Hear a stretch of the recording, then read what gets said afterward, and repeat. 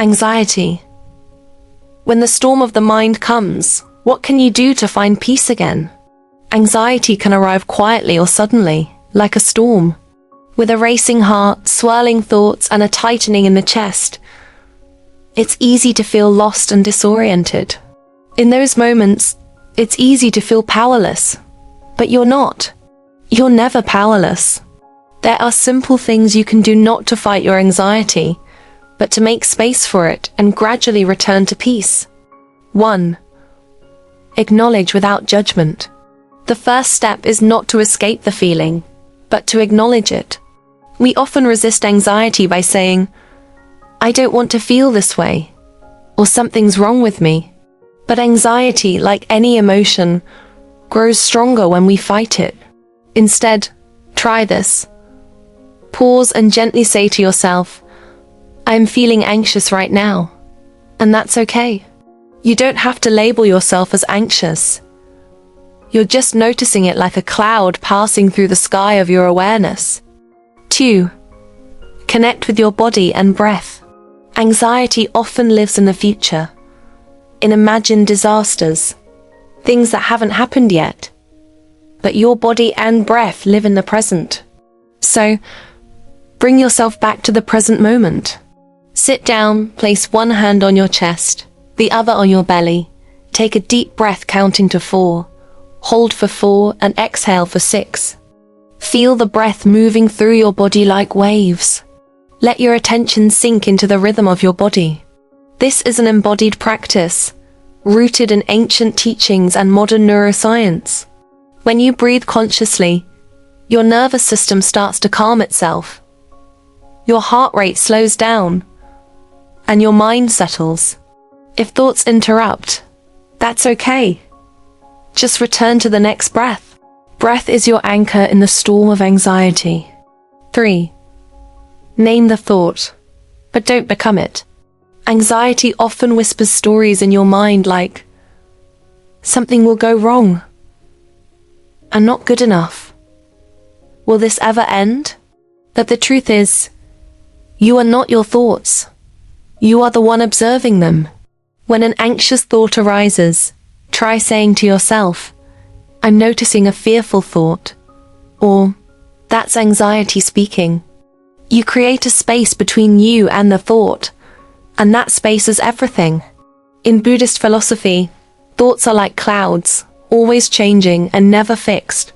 The sky or your awareness remains unchanged. Labeling thoughts like this is also a therapeutic practice in cognitive diffusion, taught in acceptance and commitment therapy. Act. You learn to observe the thought rather than argue with it or drown in it. Let the thought pass by. You don't have to believe everything your mind says when it's scared. 4. Shift your state with a gentle, intentional action.